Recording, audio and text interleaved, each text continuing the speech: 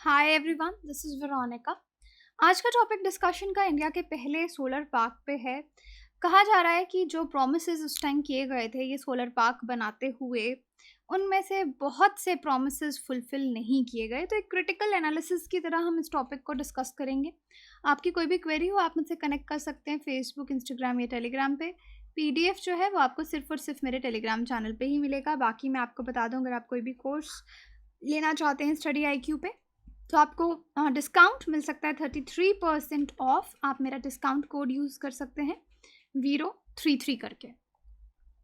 Now coming back to this topic, this is very important क्योंकि exam में जब भी इस तरह का सवाल आता है क्रिटिकली एनालाइज करना होता है आपको, तो आपको उसके कॉन्स पता होने चाहिए या क्या चीज़ें उसमें नहीं हुई हैं, ये सब आपको आना चाहिए। तो उसी तरीके से हम इसको डिस्कस करेंगे क्योंकि रिन्यूएबल एनर्जी, सोलर एनर्जी पे बहुत ज़्यादा इम्पॉर्टेंट टॉपिक्स चल रहे हैं। गुजरात का जो सोलर पार्क है, एक आप कह सकते हैं भारत का पहला यूटिलिटी स्केल सोलर पार्क। यहाँ पे हमने देखा जब इसको बनाया गया कि रिन्यूएबल एनर्जी डेवलपमेंट हमने देखी कि इंडिया में हो रही है। लेकिन इसके बाद हमको आज ये भी समझ में आ रहा है, आज ऑलमोस्ट अगर 10 साल हो गए इसको बने हुए, कि अगर ये चीज़ें रिन्यूएबल एनर्जी को हम जितना फोकस कर रहे हैं, अगर इनकी डेवलपमेंट सही तरीके से ना की जाए, तो ये अच्छाई की जगह, अच्छी चीज़ें होने की जगह, अच्छे रिजल्ट देने की जगह इन्वायरमेंटल हार्म ज़्यादा करेंगे। तो 10 साल इस प्रोजेक्ट को हो गया। अब जो विलेजर्स हैं चरंका के जो प्रोजेक्ट साइट है, वो आज भी वेट कर रहे हैं कि उनको साफ़ पानी मिले पीने के लिए, फ्री इलेक्ट्रिसिटी मिले, इरिगेशन मिले, जो कि नहीं मिल पा रहा है और उनकी बहुत सारी कंप्लेंट्स हैं। 2013 का ये आर्टिकल आप देख सकते हैं कि पहला solar park Charanka village Gujarat में जब बनाया गया। ये गुजरात सोलर पार्क है और ये डिस्ट्रिक्ट बाउंड्री आपको ब्लैक कलर से इसकी नज़र आ रही होगी, जहाँ पे ये पूरा पार्क जो है वो सेटल किया गया है। ये कच्छ डिस्ट्रिक्ट है। मैप में आप इसको देख सकते हैं, ये स्क्रीनशॉट मैंने मैप से ही लिया है कि सोलर पार्क जहाँ पे बनाया गया है, इस तरीके से ये पूरा सोलर इतना बड़ा पार्क जो है वो फैला हुआ है। अब इसका बैकग्राउंड समझने की कोशिश करते हैं कि सोलर पार्क को लॉन्च किया गया था December 30, 2010 में, लेकिन फाइनली पूरी तरीके से कमीशन किया गया 31 दिसंबर 2011 में। यहाँ पे आप देख सकते हैं कि चारंका में ये पार्क जो है बनाया गया, वर्ल्ड क्लास प्रोजेक्ट इसको माना जाता है। और जैसे कि गुजरात पावर कॉरपोरेशन लिमिटेड इसके बारे में बताती है कि एक वर्ल्ड क्लास प्रोजेक्ट ये है। अब इंडिया के कुछ टारगेट्स हैं जो हमने सेट किए कि हम 500 गीगावाट जो रिन्यूएबल एनर्जी है वो जनरेट करेंगे 2030 तक। ये हमने अपना टारगेट रखा, जिसमें से 300 गीगावाट्स जो है वो हम चाहते हैं कि सोलर पावर से मिले। ये कुछ फैक्ट्स हैं। अब इंडिया की कैपेसिटी आज तक कितनी हुई है, 5th रैंक पे हम आते हैं सोलर पार्क डिप्लॉयमेंट की जब बात आती है। ग्लोबल क्यूमुलेटिव कैपेसिटी 709.68 गीगावाट की है, उसमें से 6.5% इंडिया कंट्रीब्यूट कर रहा है। अब विलेजर्स की, जो इस गांव के लोग हैं, उनकी कंप्लेंट्स पे ज़रा नज़र डालते हैं। जो रेजिडेंट्स हैं इस जगह के रहने वाले, गुजरात सोलर पार्क जीएसपी के चरंका में, पटन डिस्ट्रिक्ट, गुजरात के पटन डिस्ट्रिक्ट में, यहाँ पे उनको बहुत सारे वादे किए गए थे कि आपको जॉब्स मिलेंगी, डेवलपमेंट होगी, ग्रेजिंग लैंड के साथ साथ आपको वाटर रिसोर्सेज भी मिलेंगे, जो विलेज में ऑलरेडी कमी थी जिनकी। तो ये सब आज तक उनको नहीं मिला है, ये प्रोमिस किए गए। लोगों का मानना है कि अगर गवर्नमेंट इतना ही कंसर्न्ड होती तो वो सोलर पार्क की जगह हमको कैनाल बना के देती। सोलर पार्क का हम क्या करें, हमारे को तो कोई यूज़ नहीं लग रहा और ना ही हमारे एनिमल्स फीड कर पा रहे हैं इस एरिया में।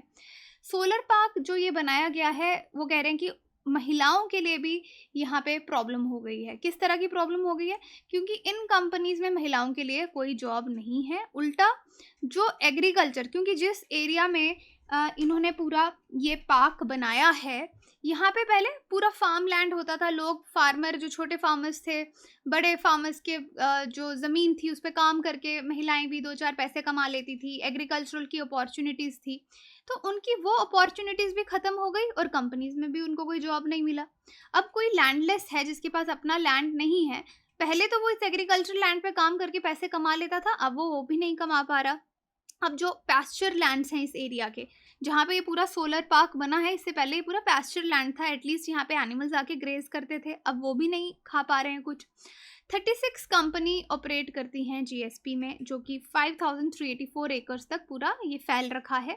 और 730 मेगावाट्स इसकी कैपेसिटी है सोलर पावर की। और भी प्रोजेक्ट्स हैं 20 मेगावाट्स के जो अभी चल रहे हैं इम्प्लीमेंटेशन में, जिसमें 15 मेगावाट प्रोजेक्ट जो है उसको विलेजर्स बहुत ज़्यादा अपोज फिर से कर रहे हैं कि आप ये क्या कर रहे हैं।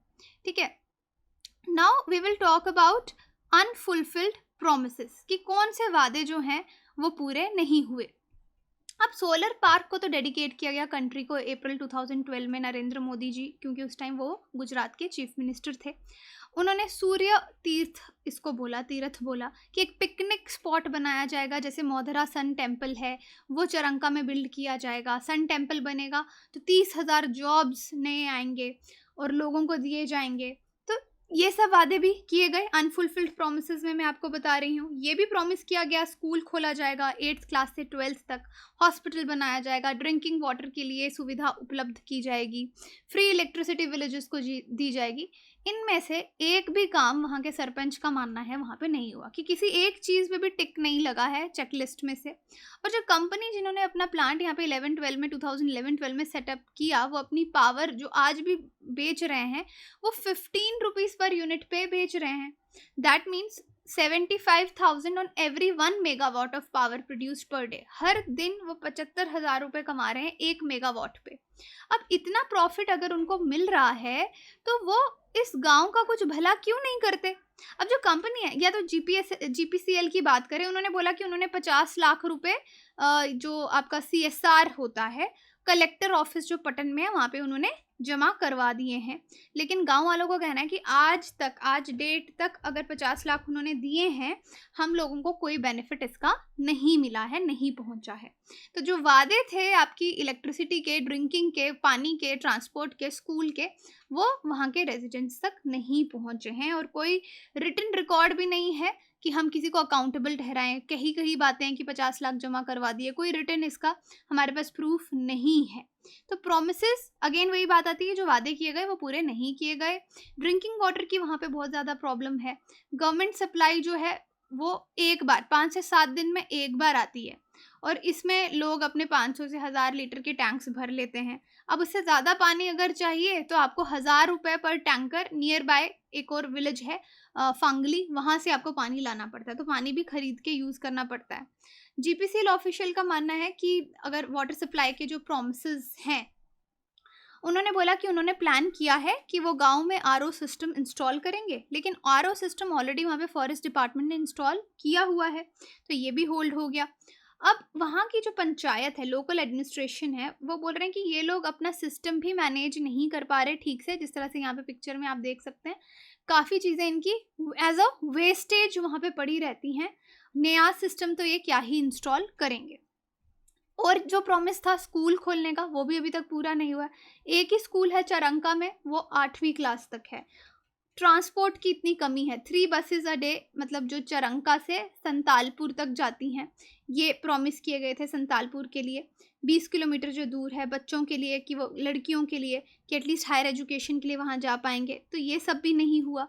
उसके बाद हाँ, कुछ फार्मर्स हैं जिनको फ़ायदा हुआ, जिनके पास लैंड थी, उन्होंने अपना लैंड बेचा, उनको काफ़ी ज़्यादा पैसे मिले, उन्होंने उससे गाड़ियाँ खरीदी, जिनके कच्चे मकान थे उनको पक्का करके बनाया, तो ये फ़ायदा वहाँ पे फिर भी दिखता है। लेकिन जो ग्रेजिंग लैंड था वो अब एक वेस्ट लैंड बन के रह गया है, और बहुत सारे विलेजेस जो हैं, मेजर जो विलेजेस हैं, उनको इसका कोई फ़ायदा नहीं हुआ है।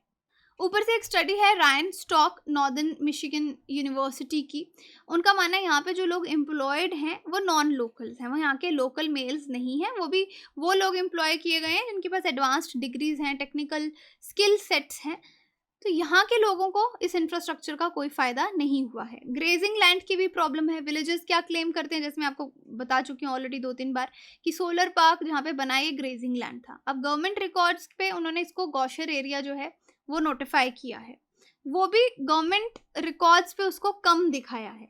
उसके बाद वाटर बॉडीज़ जो हैं यहाँ पे, वो भी सोलर पार्क बनाते बनाते यहाँ पे उसी में कंज्यूम हो गई। तो एक कैनाल इन्होंने बोला था चरंका में बनाएंगे, प्लान को अप्रूव किया था, बाकी विलेजेस को भी फ़ायदा होता, लेकिन वो भी यहाँ पे नहीं हुआ। तो चरंका विलेज में 5 वाटर बॉडीज थी, एक विलेज के अंदर और 4 गवर्नमेंट के वेस्ट लैंड पे, जो आज पार्क के द्वारा they have overtaken it. Okay, तो यहाँ पे 30 एकड़ का सयानिया बंद था जो पार्क बाउंड्री के अंदर आता था, लेकिन अब वहाँ पे एक टॉल बाउंड्री है 3 साइड से, एनिमल्स भी वो पानी वहाँ पे पीने नहीं जा सकते, तो उनके जानवरों को भी बहुत ज़्यादा नुकसान हो रहा है। 94% इंडिया के जो सोलर पार्क्स हैं वो अंडर डेवलपमेंट है। वो किस जगह पे है? जहाँ पे एग्रीकल्चर होता था कभी।